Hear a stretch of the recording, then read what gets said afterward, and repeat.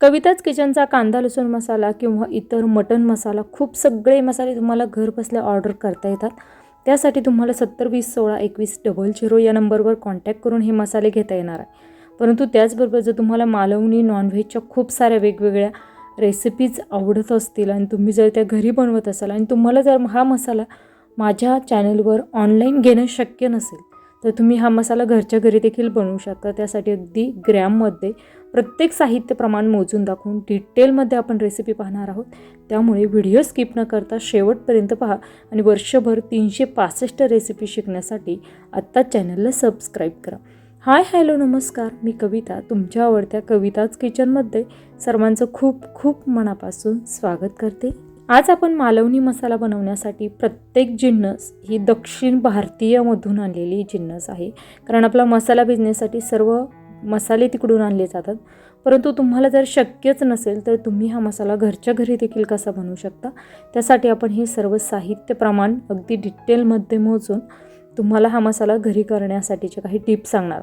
परंतु तुम्हाला जो लोकल मसाला अवेलेबल होतो ना, त्या मसाल्याची टेस्ट आणि मी जो मसाला बनवते त्या मसाल्याच्या टेस्टचा तेवढा फरक पडणार आहे। कारण आपण वापरलेले मसाले हे दक्षिण भारतीय मसाले असणार। 300 ग्रॅम मालवणी मसाला करण्यासाठी लागणार आहे 150 ग्रॅम एवढी बेडगी मिरची। ही कर्नाटकवरून आणलेली बेडगी मिरची आहे।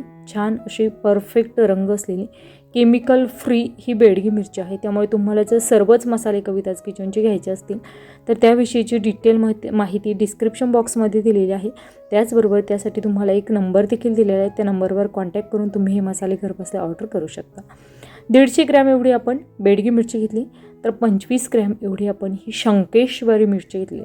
ही मिरची तुम्हाला वापरायचीच आहे, कारण या मसाल्यामध्ये जी चव आहे ती चव बॅलन्स करण्याचा प्रयत्न ही शंकेश्वरी मिरचीमुळे होते। त्यामुळे आणि ह्या सर्व मिरच्या आपण भाजून न घेता या ठिकाणी उन्हामध्ये कडकडीत वाळवलेल्या आहे। त्यामुळे या ठिकाणी आपल्याला भाजण्याची देखील गरज पडणार नाही। खूप छान परफेक्ट अशा या मिरच्या आपल्या वाळवून तयार झालेल्या आहेत। या ठिकाणी 25 ग्रॅम आपण ही शंकेश्वरी मिरची घेतलेली आहे, तर 25 ग्रॅम या ठिकाणी आपण ही तिखटसाठीची मिरची घेतलेली आहे। आता मी वर्षभरासाठीचं तिखट बनवून ठेवलं होतं, त्यापैकीच 25 ग्रॅम घेतलेलं आहे। तर या ठिकाणी आपल्याला धणे घ्यायचे आहे, 40 ग्रॅम एवढे धणे मी घेतलेले आहे। त्यानंतर आपल्याला या ठिकाणी हिंग घेताना 2 ग्रॅम एवढा हिंग घ्यायचा आहे। हा जो हिंग आहे हा देखील दक्षिण भारतीय आहे।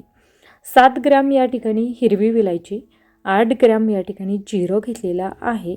सांगितलेलं सर्व साहित्य प्रमाण मात्र तेवढंच तुम्हाला वापरायचं आहे। साहित्य प्रमाण कमी अधिक झालं तरी देखील तुमचं प्रमाण चुकू शकतं। 6 ग्रॅम या ठिकाणी आपण खसखस घेतलेली आहे। आता सांगितलेलं सर्व साहित्य प्रमाण जरी तुम्ही एवढं घेतलं, परंतु मसाले ओरिजिनल आहेत त्यामुळे टेस्टचा तेवढा फरक पडणार आहे। काळी मिरी 10 ग्रॅम या ठिकाणी आपण कच्ची बडीशोप घेतलेली आहे। या ठिकाणी आपण अगदी हळूवार आणि सविस्तर ही रेसिपी पाहत आहोत, त्यामुळे तुमची रेसिपी देखील चुकणार नाही याची मी गॅरंटी देते। 5 ग्रॅम या ठिकाणी आपण तेजपत्ता घेतलेला आहे, तर 5 ग्रॅम या ठिकाणी हळद घेतली आहे। हळकुंड जे आहे ना ते मी घरगुती तयार केलेली हळकुंड आहे। त्यामुळे आपण मसाला तयार करत असताना प्रत्येक जिन्नसचा या ठिकाणी विचार करून अभ्यासपूर्वक हा मसाला करत असतो। त्यामुळे हळकुंड देखील आपलं हे घरगुती आहे। 2 ग्रॅम या ठिकाणी दालचिनी, 4 ग्रॅम जायपत्री, 2 ग्रॅम काळी विलायची मसाला विलायची, त्यानंतर 3 ग्रॅम चक्रफूल, अर्ध या ठिकाणी जायफळ घेतलेलं आहे। कारण 300 ग्रॅम मसाल्यासाठीचंच हे सर्व मी साहित्य प्रमाण सांगत आहे। 2 ग्रॅम या ठिकाणी दगडफूल घेतलेलं आहे। त्यानंतर 4 ग्रॅम नागकेशर घेतलेलं आहे। त्यानंतर 3 ग्रॅम त्रिफळा घेतलेली आहे। 5 ग्रॅम या ठिकाणी आपण मोहरी घेतलेली आहे। सर्व साहित्य प्रमाण मोजून झालेलं आहे। आता या ठिकाणी अगदी थोड्या क्वांटिटीमध्ये हा मसाला आहे, रेसिपी पुरता हा मसाला बनवत आहे, त्यामुळे मी सर्व जिन्नस एकत्र भाजून घेणार आहे।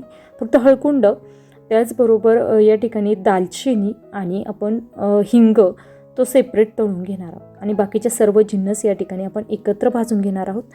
या ठिकाणी धणे भाजण्यासाठी तेल टाकण्याची गरज नाही। ज्यावेळेस आपल्या चॅनलवर हा मसाला विकण्यासाठी बनवला जातो तो 5-5, 10-10 किलोच्या प्रमाणात बनवला जातो। त्यावेळी मटण मसाला असेल, कांदा लसूण मसाला, त्यावेळेस या ज्या जिन्नस आहेत त्या काही जिन्नस आपण म्हणजे प्रत्येकच जिन्नस आपण सेपरेट भाजत असतो, कारण त्या जास्त क्वांटिटीमध्ये असतात. अगदी आता एकदम थोड्या क्वांटिटीमध्ये हा मसाला आहे आणि व्हिडिओ देखील खूप जास्त मोठी होऊ नये या उद्देशाने आपण सर्व जिन्नस या ठिकाणी एकत्र भाजणार आहोत. परंतु या जिन्नस आपण एकत्र भाजत असताना गॅस हा पूर्णपणे कमी करणार आहोत, कारण काही जिन्नस भाजण्यासाठी थोडासा वेळ लागतो, काही जिन्नस भाजण्यासाठी थोडासा वेळ कमी लागतो. जसं की खसखस आहे, खसखस भाजण्यासाठी खूप जास्त वेळ लागत नाही, परंतु आपण सर्व जिन्नस एकत्र भाजत असताना तो सर्व विचार करून अगदी मंद आचेवर या ठिकाणी हे मसाले भाजून घेणार. हवं तर तुम्ही जर नवशिके असाल, पहिल्यांदाच मसाले बनवत असाल, तर खसखस तुम्ही सेपरेट भाजून घ्या, कारण खसखस भाजण्यासाठी खूप जास्त वेळ लागत नाही.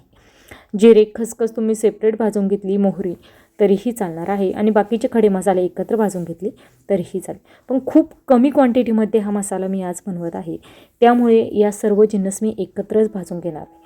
चॅनलवर आपण दर महिन्याला जो मसाला बनवतो तो 5-5, 10-10 किलोच्या क्वांटिटीमध्ये बनवत असतो. ताजा फ्रेश मसाला तुम्हाला अवेलेबल होतो. किती सेल होतो त्या प्रमाणातच मसाला बनवला जातो, त्यामुळे ताजा आणि फ्रेश तुम्हाला मसाला अवेलेबल होतो. जर प्लीज तुम्हाला कांदा लसूण मसाला, मटण मसाला, लोणचे मसाला, गरम मसाला, काळा मसाला, गोडा मसाला, कोणताही मसाला अवेलेबल माझ्या चॅनलवर होईल. तो मसाला जर तुम्हाला घ्यायचा असेल तर 70 20 16 21 00 या नंबरवर संपर्क करून हे मसाले तुम्ही घर बसल्या ऑर्डर करू शकता. उन्हाळा आहे, उन्हाळ्यामध्ये आपल्याला पूर्ण वर्षभराचा देखील तुम्हाला मसाला घेता येणार आहे, त्यामुळे याच्या नंबरवर तुम्ही कॉन्टॅक्ट करून हा मसाला घर बसल्या ऑर्डर करू शकता. अगदी पॅकिंग आपली 100 ग्रॅमपासून पुढे आहे. 100 ग्रॅमपासून पुढे तुम्हाला सर्व मसाले घेता येणार आहे. फक्त चहाचा मसाला जो आहे तो आपण 50 ग्रॅमची पॅकिंग ठेवलेली आहे. जर तुम्हाला जेवढ्या क्वांटिटीमध्ये पाहिजे आहे तेवढ्या क्वांटिटीमध्ये सर्व मसाले तुम्हाला अवेलेबल होणार आहे, त्यामुळे तुम्ही या नंबरवर कॉन्टॅक्ट करू शकता. हे पहा, खूप छान असा मंद आचेवर आपला हा मसाला भाजायचा आहे आणि मंद आचेवर 2 ते 3 मिनटं, खूप जास्तही मसाले आपण भाजणार नाही. अगदी 2 मिनटामध्येच सर्व मसाला आपल्याला एकसारखा हलवत भाजून घ्यायचा आहे. त्यानंतर हे मसाले तुम्हाला वर्षभर स्टोअर करण्यासाठीच्या देखील महत्त्वाच्या टिप्स मी तुम्हाला सांगणार आहे. त्याचबरोबर तुम्ही जेव्हा मसाले घेशाल त्यावेळेस त्या मसाल्याच्या पॅकिंगवर देखील तुम्हाला मसाले कसा स्टोअर करायचा, त्याचबरोबर तुम्हाला सर्व माहिती त्यामध्ये मिळणार आहे. त्यामुळे तुम्ही हा मसाला एकदा नक्कीच घ्या. सर्व मसाले छान असे भाजून झाल्यानंतर हळकुंड, त्याचबरोबर दालचिनी आणि हिंग आपण छान असा थोडंसं तेल टाकून भाजून घेणार आहोत. त्यानंतर आपल्याला मिरच्या वगैरे भाजण्याची गरज नाही, छान कडक उन्हामध्ये वाळवलेल्या मिरच्या आहेत.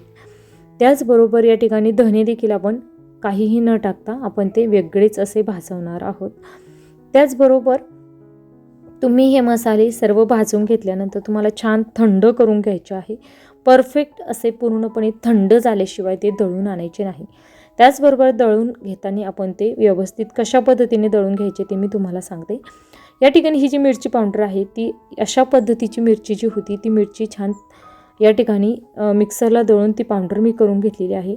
आणि हे जे मसाले आहे ते दळत असताना या ठिकाणी तुम्हाला मिरची वगैरे सेपरेट द्यायची आहे. मीठ जर टाकणार असाल तर मीठ देखील सेपरेट द्यायचं आहे. पूर्णपणे थंड करून डंकावर मी हा मसाला कुटून आणलेला आहे. मसाल्याला रंग छान आलेला आहे आणि परफेक्ट आपला 300 ग्रॅम एवढ्या प्रमाणात हा मसाला तयार झाला.